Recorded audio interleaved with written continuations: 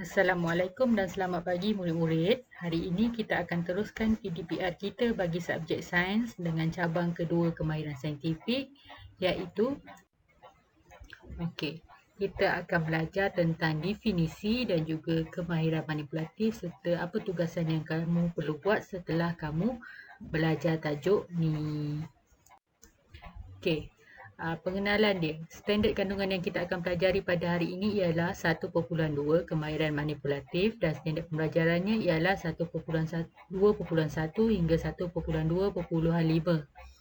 Standard pelajaran ni ialah semua kemahiran manipulatif yang akan kamu belajar pada hari ini. Mari kita mulakan. Kita akan lihat definisi dan kemahiran manipulatif itu sendiri ya. Apa itu kemahiran manipulatif? Kemahiran manipulatif merupakan kemahiran psikomotor dalam penyiasatan sains. Psikomotor ni maksudnya kemahiran kamu menggunakan otot-otot dan juga anggota badan kamu.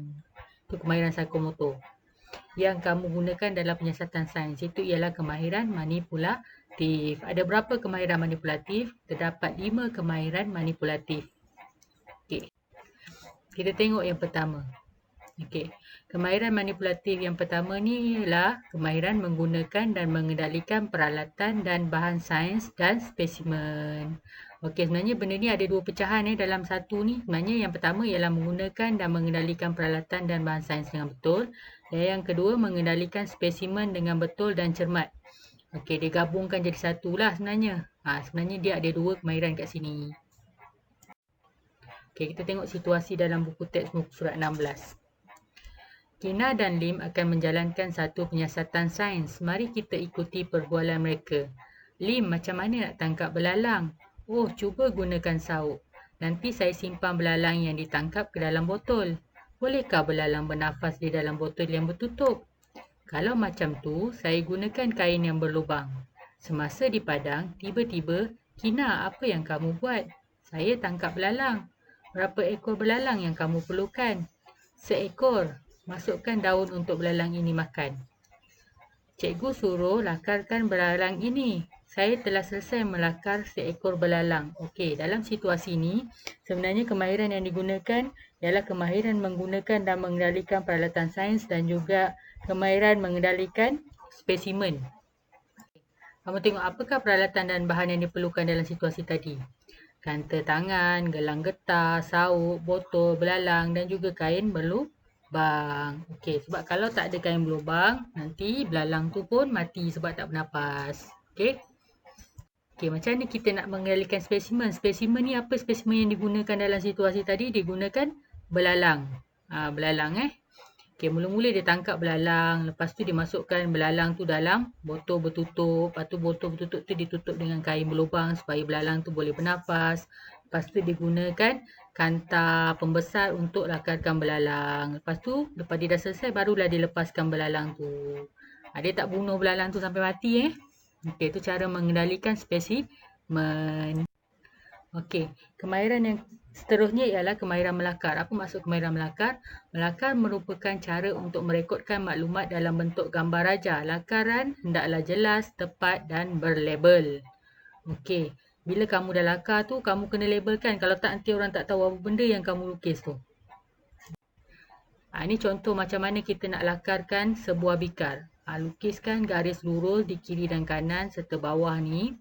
Yang kedua, kita lukiskan lengkuk-lengkuk yang ada di setiap sisi dan sudut ni. Kemudian yang ketiga, kita lukiskan dia punya permukaan dia. Yang keempat, kita lukiskan larutan dan kita labelkan. Larutan tu adalah garisan lurus yang putus-putus. Bukan kamu suka-suka hati je nak lukis atas bawah kiri kanan sebarang je. Dia garisan lurus yang putus-putus. Yang kedua, melakar tabung uji. Melakar tabung uji sama juga macam bikar tadi, tapi dia kecil sikit lah daripada bikar tadi. Lukiskan garis lurus dulu. Lepas tu yang kedua, kamu lukiskan dia punya lekuk-lekuk dan juga permukaan larutan. Lepas tu kamu lukiskan yang ketiga ni, kamu lukiskan penutup dia. Penutup dia tu kamu kena lorekkan Kamu buat garisan lorek kat situ.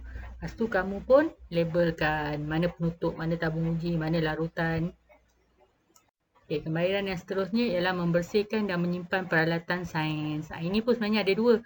Satu, membersihkan peralatan sains. Yang kedua, menyimpan peralatan sains. Tengok contoh dia. Apa dia maksud membersihkan peralatan sains?